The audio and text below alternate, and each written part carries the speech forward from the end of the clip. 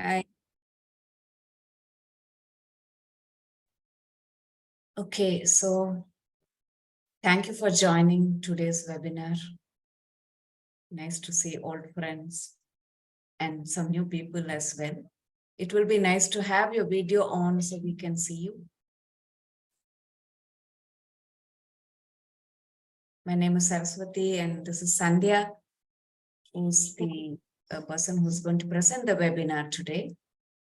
Welcome everyone. It's been a very, very long time cherished dream to bring focused attention to food and to see how through some intervention and support, we can learn how to change the way we eat so that we are healthier, happier, and really be able to progress on the path of yoga. Because over the period of time, I have realized more than anything else, because one thing is the mind, the most important thing, that's why we are in yoga. But apart from the mind, and even to influence the mind, food is very important. So everything finally comes down to food, what you eat, right? And once you realize that, it's not easy to make changes because we are so deeply conditioned with our food habits, and we also have a lot of emotional bondages to food. So making changes, as much as we know they're important and sometimes very, very crucial, it's still very, very difficult to make these changes. So it is not just about having the information and knowing what is good for me, what is not good for me. With all the information and abundance of information and also a lot of wrong information that we have around there, we are very complacent to some extent about making changes with the food. It's like, I don't want to see that part. No, I don't want to look at it. So when students come to me for therapy, they say, I eat healthy, organic, vegetarian food, or I eat very healthily. That's it, period. It's like I made a statement and then that's it. That's the end of it. Don't talk about it. But when you start probing, you start seeing what are all the problems with the food. And we don't relate a lot of things to food. For example, pain in the body. You know that there is a pain clinic close by, and they have different kinds of specialists coming there, from neurologists to physiotherapists to skin specialists and everyone. They should be having a yoga therapist there, or they should be having a nutritionist there more than anything else, because pain is so directly relating to food. What I eat today, I will know tomorrow in my body. Immediately, my body is going to respond. How much I'm tuned to it, how much I'm aware of it is a different story. But it does reflect on the body. So particularly with chronic pain, how much we have to pay attention to food. And that's the last thing that people talk about. Doctors don't even address that issue. Sometimes they will just give you some minor tips. They'll say, okay, don't eat spicy food, or avoid this or avoid that. But they really don't delve into it. So I studied nutrition for 5 years, modern nutrition. And I don't know why I took up nutrition. I think that was what they offered. I took it up. And in the 5 years, I didn't really study much about eating, what I have to eat, what I have to eat, and what is good for me, right? Even though we studied a lot about physiology and food chemistry and understanding the biochemistry of food and the processing and the nutrition balance of the body, so many technical things, but simple things like how should I eat my food? When should I eat? How to relate hunger and food, right? All of those things were missing in my learning. And luckily, I was beginning to study Ayurveda at that time as part of my teacher training program in yoga. And this completely changed my understanding of food. And so I've gone very far away from modern nutrition and embraced Ayurvedic perspective on food and lifestyle, because in Ayurveda, they say ahara is the first thing. Ahara is food. So you first treat with food, then you treat with lifestyle changes, only then you go to medication. You don't directly go to medication. So we see food is very, very important. In yoga, the first step is Kriya Yoga, yoga in action.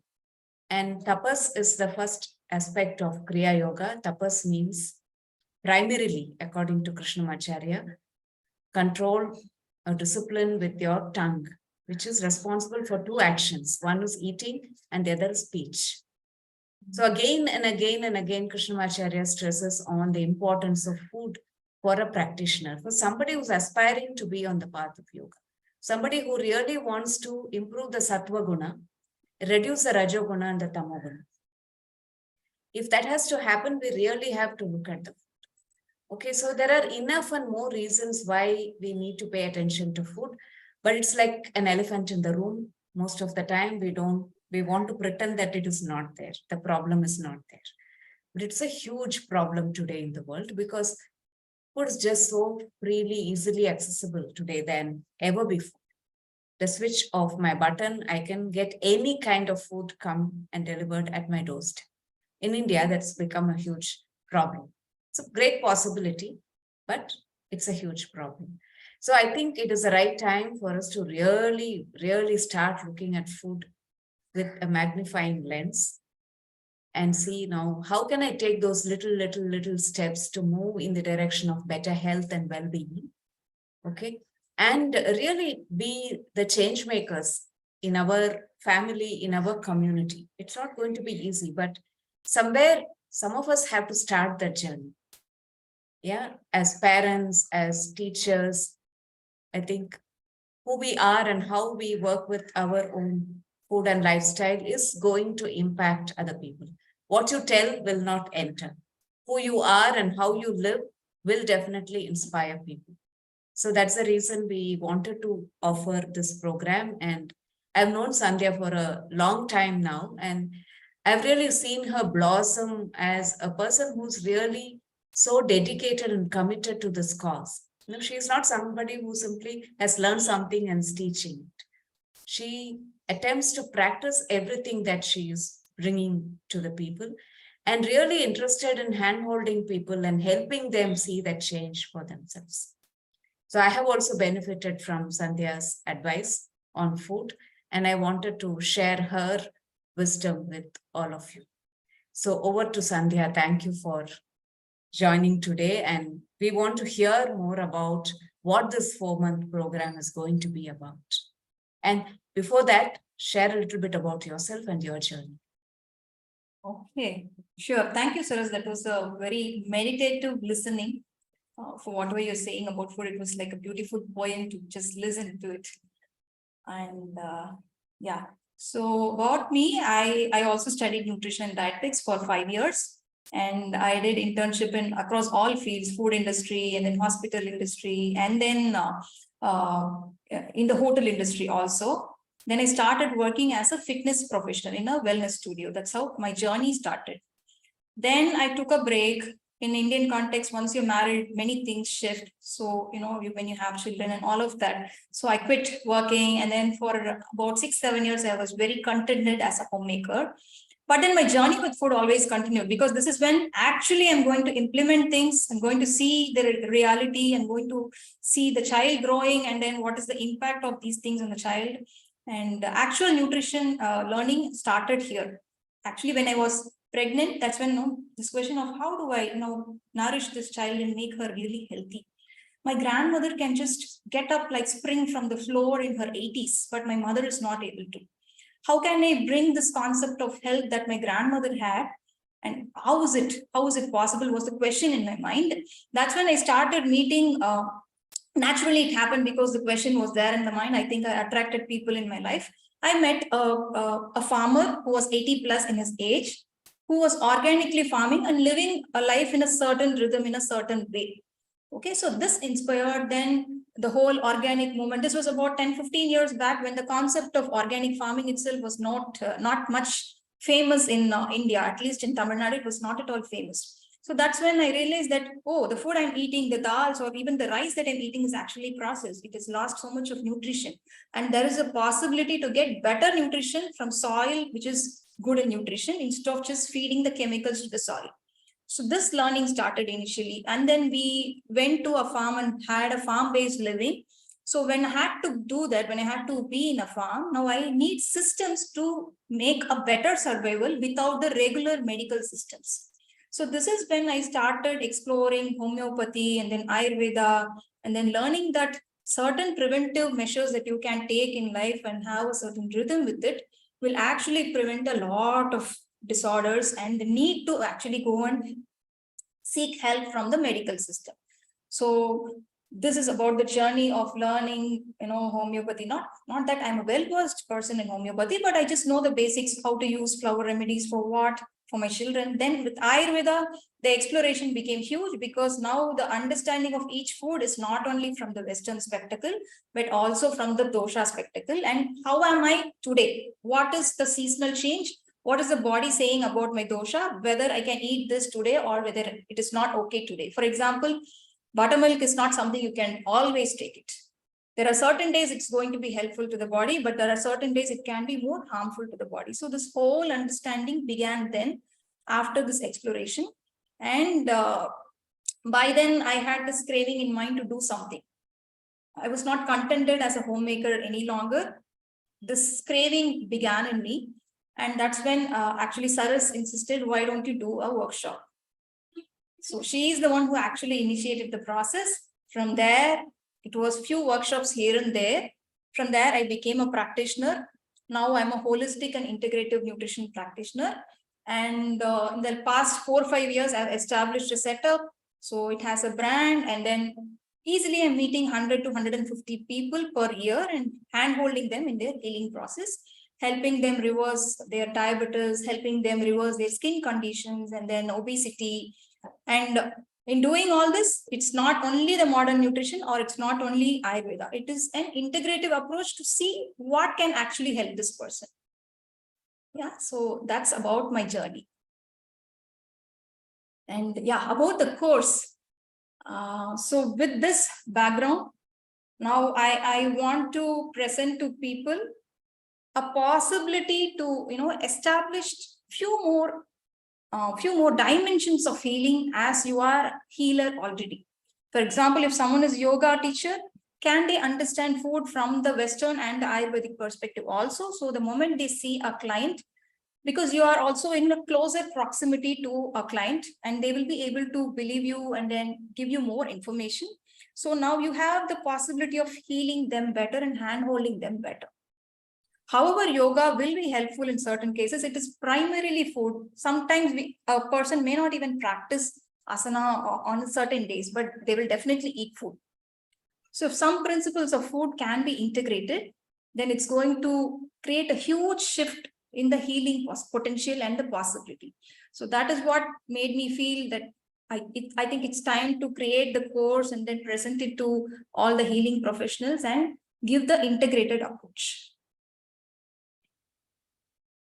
So sometimes the whole fear around making changes with food, all of us struggle with it. One is that I may believe in something and I may want to make the change, but my family has different eating habits, and people can be very uncomfortable with saying, okay, now this is what you have to eat, or this is how much you have to eat. And that's one area where we do face a lot of challenge.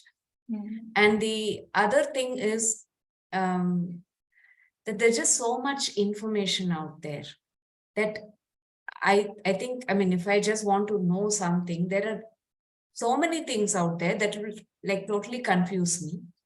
And we start trying this and then we leave that, and then we try something else, we leave that. So we keep moving from one thing to the other, right?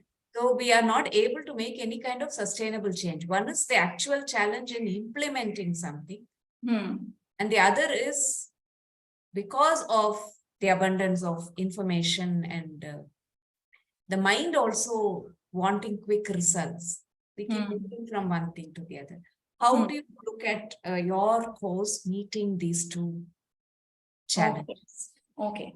So this course will not be just a course of some lectures in a periodic phase, periodically. It will be more than the lectures. There will be discussions around the topic on the same day. And there will also be a nurturing WhatsApp group where if one is having a certain kind of issue, or certain questions, or they're meeting a client with a particular issue and then they need more inputs on it, we will always have time to discuss that. Along with this, as a person learns more about whatever I'm saying about the integrated approach or learning the modern nutrition or the Ayurvedic way of looking at it, they will also be doing what they are learning. So once we do what we learn, then the understanding improves, and there will also be hand-holding in this doing process, along with a customized consultation for each one of them, apart from the regular classes. So they also get to know what is my life, what is my fingerprint, what is it that I should be doing, what would be more ideal to me in this season, and what is not really ideal for me if it is a seasonal change, or what could it be if I'm going to travel, and how all I can modify. Yeah, so it's both personalized and there will be a group handholding apart from the learning sessions. And also the second part of the course, which will be after the first 6 sessions, is more on case study. So there'll be specific 2-3 cases on particular topic. For example, acidity, how different types of people or different types of acidity exist, how all we can deal with it. For example, obesity. So I had one client who was very obese, and she said she doesn't eat much. Okay. And actually she was not eating much. So now I had to dig deeper on why is this happening, because the general principle is if you eat less, you will lose weight. Yeah. So now this lens cannot be applied there because she's actually eating less. So now what is happening? Now dig into her stress levels. What's happening with her stress levels? How is her cortisol level?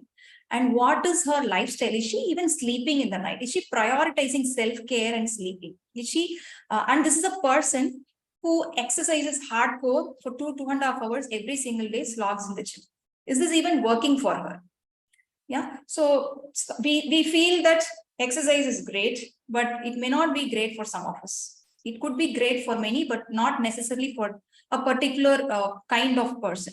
So these types of cases will be discussed in detail. And this specific case, this person was basically highly stressed. So I had to tell her, stop gymming.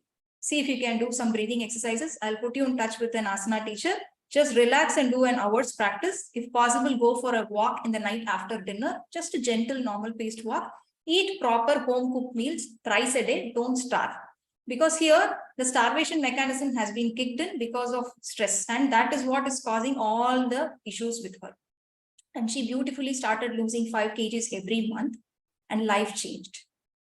Yeah. So like this, there will be different cases in specific topics like acidity, constipation, weight loss, weight gain, more common topics that each of us will be actually dealing with. So these things will be discussed in detail in the second part of the sessions.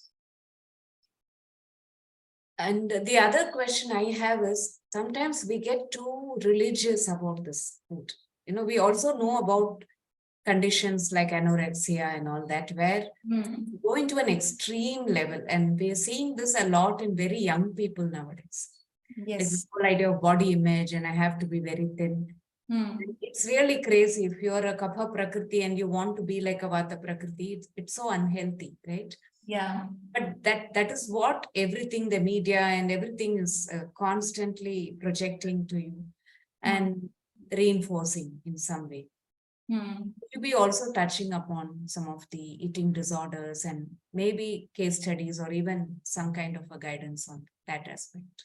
The whole religiosity around food and very, very rigid ideas about this should be done this way or should not be. Tapas is also moderation. I might say, okay, I eat organic food. I can't be eating organic food all the time. I don't even have access to it. And if I eat something so pure all the time, then an occasional moving away from that can make me seriously ill also. How do you practice moderation? Have that balance, because you can't be all the time thinking only about food. You have your life to live, right? Yes. So thought about food is definitely something that we can't give away, because anyway, at least thrice in a day, we are going to be hungry. Of that, how easy can it be on us? Some days we'll have the strength to make it elaborate and enjoy it. But some days, if it's a compromise, Am I going to compromise and go and eat out something that is totally unhealthy, or am I going to be mindful there and choose certain things that are largely healthy for me, that my health is not screwed up the next day? Or can I just make something one pot, one shot that day and make it very simple on? What is this person willing to negotiate? I think this is how I deal with people. And one more example, the people who are caught up with this organic concept, it is definitely important to eat organic for the benefit of the earth and for us also. But people actually conveniently ignore certain things like coffee, where it is not organic most of the times. And just an hour before, I had a client who said, no, I can't eat greens because it has a lot of chemicals and pesticides, right? And you're asking me to eat greens. I said, then what about your coffee? You're having 8 cups of coffee in a day, and coffee is the most polluted drink in the world, but you're not willing to see that it has so much chemicals.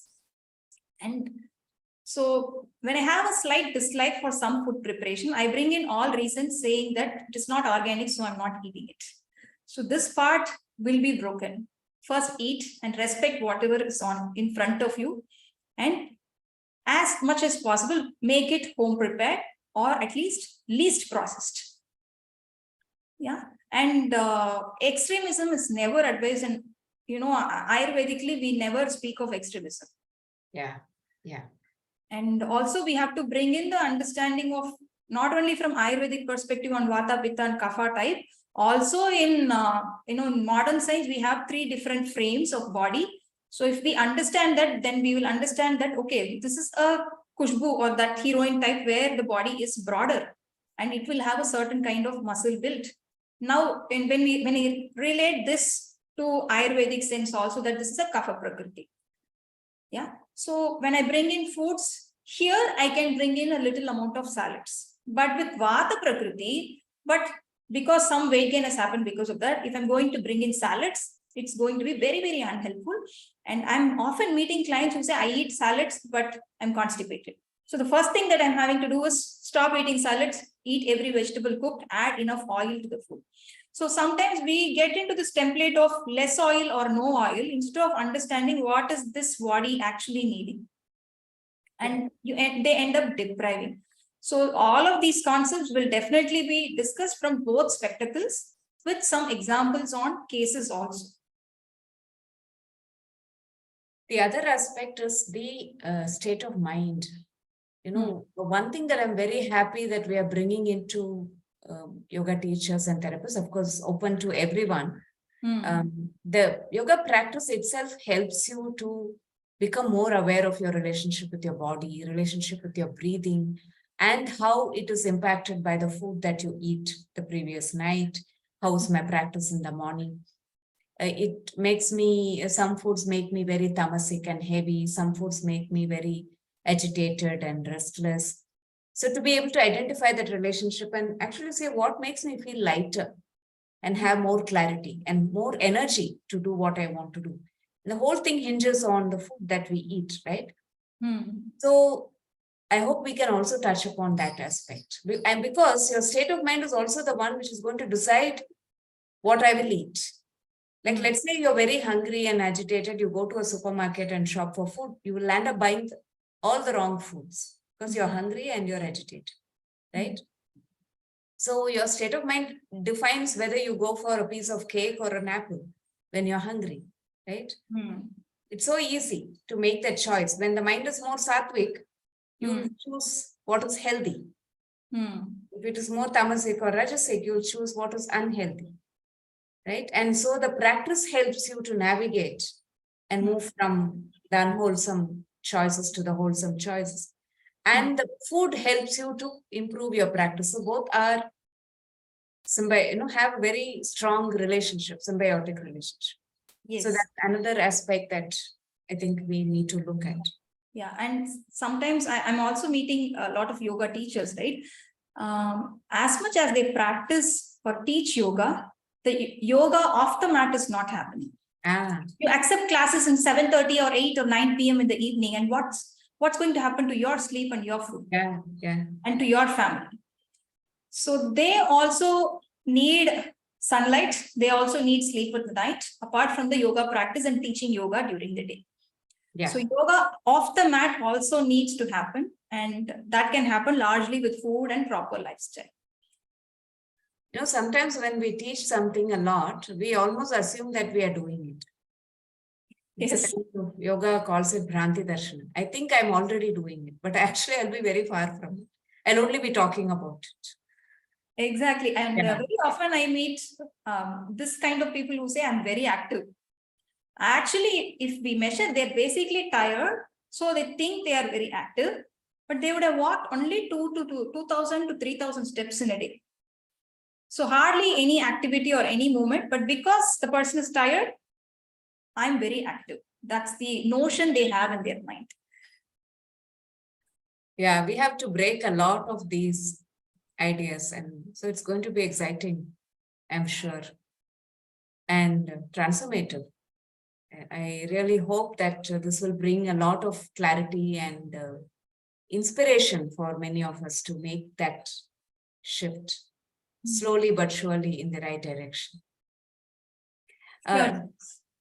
Does the group have any questions to ask?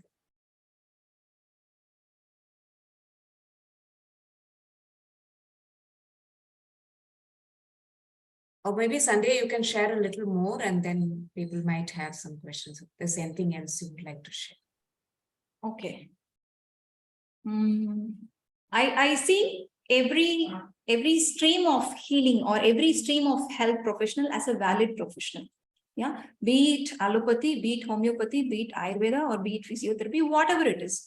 But the general notion that we get is more competitive instead of being integrative and bringing a holistic healing approach. Yeah. So if a healer, if you are a yoga therapist, or if you are a physiotherapist, or whatever therapist you are, you're already a healer and you have the healing potential in you. Now, if you could bring in one more layer or two more layers of things that interest you, of which one is certainly a food, because it's the most easiest way to connect with your clients and bring greater amount of healing in them.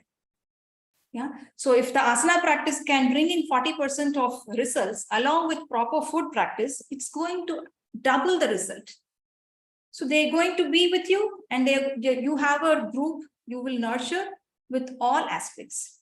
So that is the capacity that I see in each healer and the healing possibility when they learn about, especially the food aspect. So personally, I don't teach yoga, but I've been practicing yoga for quite a long time. So I know that these things will be helpful for them. So I guide my clients that you have to start practicing yoga. If they say they can't, I at least sit in Vajrasana for 5 minutes in a day. Or if you can't do Vajrasana, then do this modification. So that level of reach is possible because I'm integrating yoga. I'm also into energy healing. So my understanding template of people is through energy. More than what they say, one can connect with the energy and see what it is actually. So some clients may actually not even say that they have pain in the body, because to them, they think that they're coming for weight loss. But for me, it is holistic healing. So now the question is about stress. And then with energy, you will naturally be able to say that, hey, is this the spot where you feel the pain? So that comes. And so because of that, yoga comes, and then some layer of coaching comes. And then some Ayurvedic remedy also comes there, and the modern spectacle of nutrition also comes there. So the result is fantastic. And then they adhere to you, and then they give you 100 references. So this is how I grew. But when I learned all of this, I didn't know that it's going to be integrated and it's going to be useful. I just learned, I was naturally attracting it, but this is how it became now. So I'm super excited about launching something which is going to integrate many of the practices and then building the healing potential among people that I meet. Now, I wanted to ask you, a lot of people ask, first of all, how much change we're able to bring about with our food. Unless we start practicing, we won't know, right? A lot of people ask, what should I eat and what should I not eat? I need to know that. Particularly when we study Ayurveda, there's a huge interest in, I am Vata dosha, what should I eat, what should I not eat? I am Pitta dosha, what should I eat? First of all, we're never one dosha. We're a combination of all the three, right? And our constitution is very, very unique, like thumb imprint. So, in fact, our Ayurveda doctor says, don't worry too much about Prakriti because we don't understand Prakriti. We only know Vikriti. We are in imbalance most of the time, and that is what we know. So understand your Vikriti and see how to bring balance. But as much as people are asking, what should I do? What should I not eat? Or what should I eat? The actual practice, how much is it happening, is a huge question. Okay, and we try to assess that as teachers when people write their feedback. We give them some advice. We tell teachers, don't advise too much. Don't give them 10 things to do and not to, because nobody is going to follow it. Tell them 1 or 2 things that they can change. When they come back next time, ask them, were they able to follow it? And if they say yes and no, understand why, how yes and why no. So you're able to really understand their process of how are they working with that challenge, right? And I'm sure you also will be dealing with this a lot, right? This like a very important aspect of how you're going to facilitate somebody to make changes in their food habits, right? Can you talk about that maybe with some examples? Yes. So, first of all, when we speak about food and whatever advice we give, more than speaking on do's and don'ts, how to enable the person and bring them to a certain practice. For example, if someone says, I will not have time for food preparation. Now ask them about their food routine or the daily routine in their life, what time they're waking up, what's happening. And if we explore and dig deeper there, then we'll get to know that these are the places where the time is actually going wasted. And these are the principles that the people are actually holding to. I will only cut and chop vegetables at that point and prepare it fresh and eat. Otherwise, I'll just order it out totally. Yeah, these are the classic examples of people that I hate. So now I'm having to tell them that when I ask them, then why don't you just chop it the previous day? Is it, oh, then the nutrition will go away. This is the common question. Okay. So now you have to put a spectrum in front of them saying, see, growing by yourself, harvesting, reaping, that day, that food is great. But it is not possible for one's own life because you're not living that kind of life. Now, here is the other extreme of eating all meals outside and feeling miserable about health, but you think that you don't have time. Why? Because there is this principle that I will only buy that day and then shop that day and prepare that day and eat, otherwise totally outside. Now, can we bring some mindfulness and some amount of, moderation where I stop eating outside, I make things, it is okay if my vegetable is chopped previous day, but at least I'm preparing something at home and eating. So now if I'm going to have only 15 minutes for food preparation, I use it properly for cooking and then taking that for the day. Yeah, so this is my usual approach instead of getting into the extreme of no, you should only wash and then you should never have the fruits cut, or these kinds of ideal ways of doing things actually make people get scared to even do it or even to attempt it. So more than being ideal, can we make it practical and easy on the person? So this approach has helped them to stay motivated and to be able to do it, and it enables them. So when we give do's and don'ts, they just run away from it. The possibility of following at least 4 things out of 10 things will not be there. But when we enable them, they at least try and follow 8 things, if not 10 things. Sometimes I may even say, it's okay to repeat the morning meal in the evening. As long as you eat on time, it's okay. Instead of coming back home and then preparing and eating a dinner at 9:30 or 10 in the night, it's okay to have the same rice and a simple curry and some simple gravy along with it at 6:30. But if you can make it at 6:30, then the shift is huge. So some people have the ability to prepare fresh food through the day, but some may not have. We as healing professionals should be willing to listen to what is the possibility in their life. Like as yoga teachers, sometimes, you will be giving practice only for 15 minutes if they're going to have only 15 minutes. But if someone can accommodate an hour's practice in a day, then we always give them an hour's practice in a day. Likewise, with food also, we can do this, game of what is better today than leaving things completely off. And this will definitely be taught because each of them are going to also have a personalized session where they will understand that this is a possibility, that these things can be done easier on me. And I think another strength is to work as a community. Many of us are studying together, teaching together. We are also doing some work together. We are working with our students. We are exchanging ideas. So it also helps to stay on the path and really work through that rather than feeling like it's a lonely journey. Certainly. Group energy has its own momentum.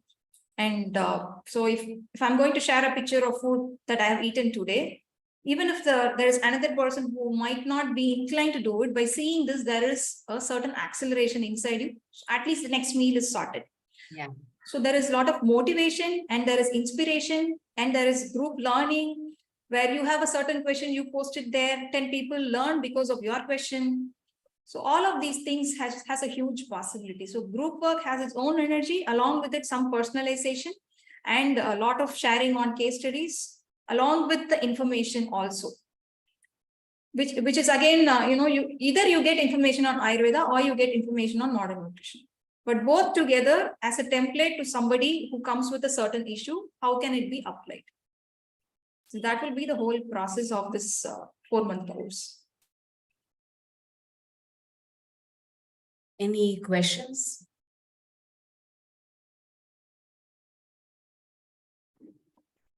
I have a question. Yes. Hello, good evening. Hi. I am. Yes, sir. Yeah, hi. We have met a long time back in Yoga Vahini also. Okay. Yeah, so Sorry, I am. I don't remember, but No problem. happy No to meet problem. you. Yeah. So I am interested to do the course. But I also I'm working as a trainer. So are we likely to get the recordings of the days when we are not able to attend, and then get back to you with our doubts or any clarifications? Yes, definitely the recordings will be shared because we understand that each of us are from different time zones and might have sessions on those times on certain days. Right. It'd be good if you can attend the sessions, largely plan for it because the dates are already announced. Yeah. But in case you are not able to attend it, you can always listen to the recording and come back with questions with the next session or in the group. Sure. Saras, do we also plan to give any certification for us who are doing it? Because then as a yoga therapist and, some kind of deeper understanding of food and Ayurveda that we are trying to connect to our students, when we work with certain audience, might be that certificate is useful. We definitely we can give a certificate from Yoga Vahini, but I really don't know, but it's just a thought because we can give a certificate. When we are working with a be, doctor or a set of people. An APD provider, that kind of a thing. Then definitely we can give a certificate from Participation of such course which cover this authority, right? Because these days when we talk about Ayurveda and the food, and for my batch of Yoga Vaidya, we were taught fully by Dr. Sudhir. So, a lot of, the learning has been very deep for us. And whatever learning that has been, it's really helping me when I am teaching my students and trying to help them with the food aspect. So I see a lot of value for us yoga therapists if we are able to bring in an alignment with food and nutrition in a proper way. So that's what my thought was. Yeah. Thank you, Alka, for the questions.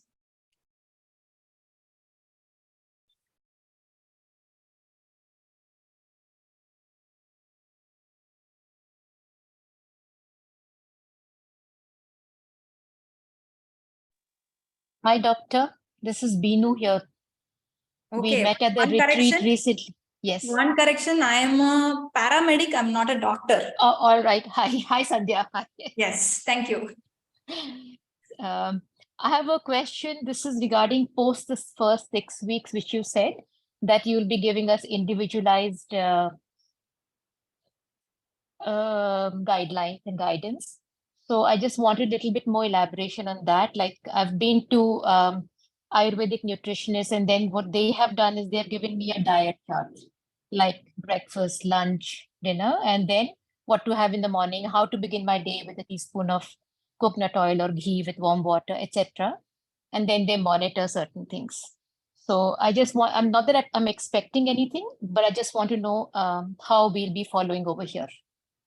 Okay. How healthy are you feeling about yourself? I feel quite healthy. I have certain issues, like sometimes I feel incomplete evacuation, sometimes I feel bloating, things like that. And when the weather changes, last winter I had a really bad time in Delhi, like my digestion, bowel and sleep was impacted quite seriously, I think so. Okay. So these are the things that I will be addressing in my personalized consultation. It won't be an Ayurvedic template or a modern nutrition template. It will be integrated to see what can actually help you in reversing the conditions that you're facing. Okay. Okay. Thank you, doctor. Thank you. And I'm not a doctor. Oopsie. Yes, sorry. Feels good to call you a doctor, but. Yeah, nice, but I haven't studied for it. All right. Thank you.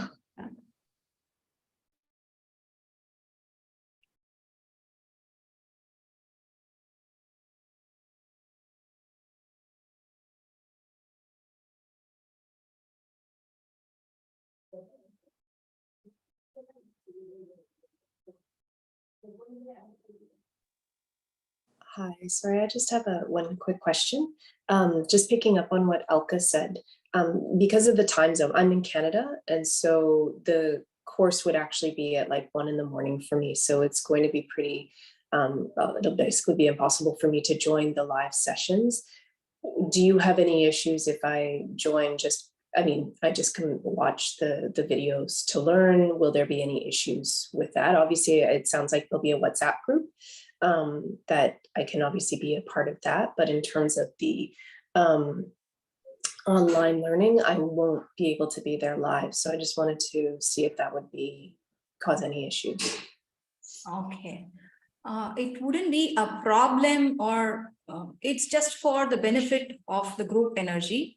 But also, if many people are going to be from different time zone, then at least few sessions later, I would actually change the timing and offer it in a timing that is convenient for the larger group. Or maybe one set of at least 1 or 2 meetings for people who are only from different time zones, where we sit and discuss and answer the questions. That I can definitely do. Yeah.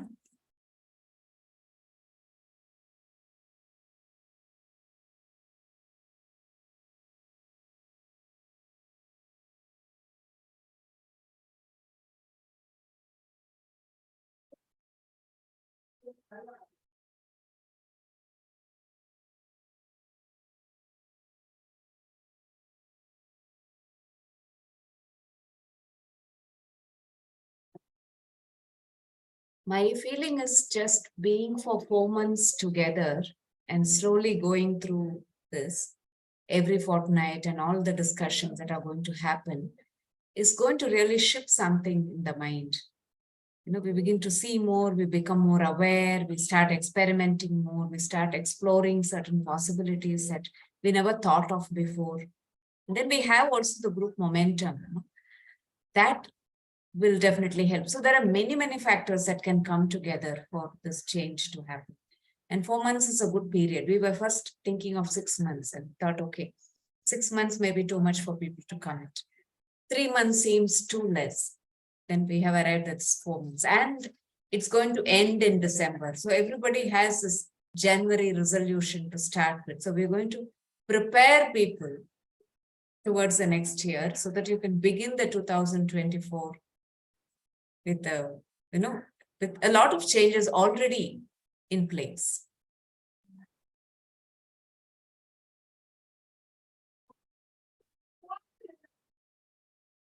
Any more questions? Padmaja, Medha, Satya, Varlakshmi, Rupali, and Sweta. Yeah, Sweta. And I think I got to see Mr. Vikram, but other faces I couldn't see. Are you all there?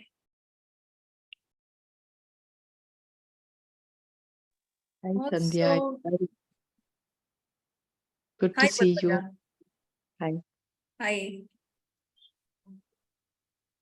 It's early in the morning. That's why I didn't turn on my camera. All Sorry right. about So you're also from different time zone now. Yes, I'm in US. Okay. Central. Okay. Yes, Rupali, I saw your message. Thank you. All right, Varalakshmi. Thanks, Sandhya, for the session. I'm unable to switch on my video right now, but no questions at the moment. All right, thank you. And I missed out one name, Shotir Mai. Okay, so if there are no questions, can we call it a day? If you have any questions, please contact the coordinator.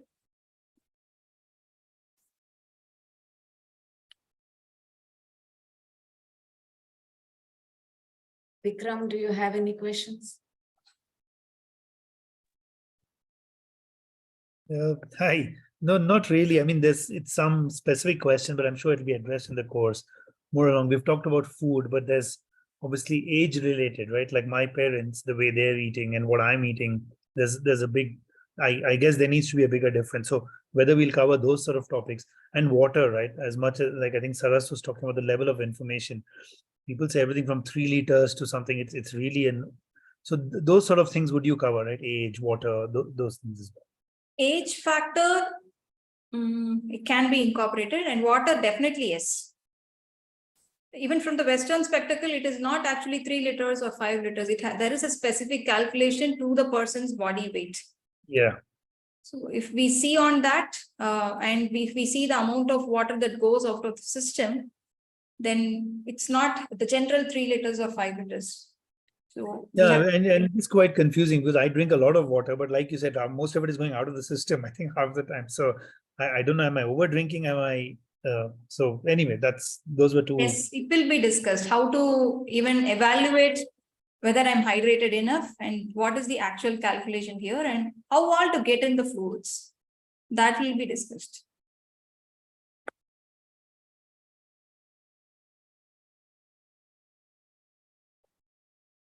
Okay, so we'll close the session for today. And we do have the information on the course. Viju, would you like to just share anything about the process of registration?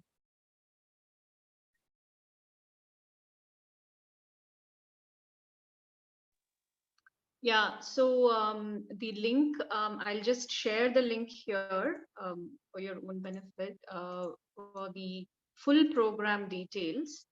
I'm pasting it in the chat here. Of course, this will also be shared in the Sangha again, and we've also shared it in our mail and on our social networks also. So you will find everything that Sandhya has, talked about summarized over here. And there is the registration link for the full program here. You can follow the link. And if there's anything else you'd like to know, just please contact us at yvcoordinator@gmail.com. I'll put that to here. Just put that down. Yeah, sure.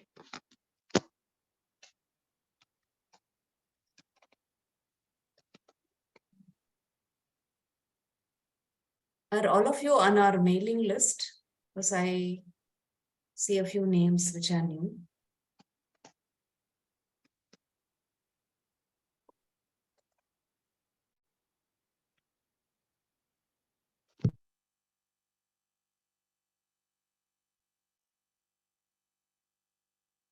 Yeah, the links are there. The mail contact is there.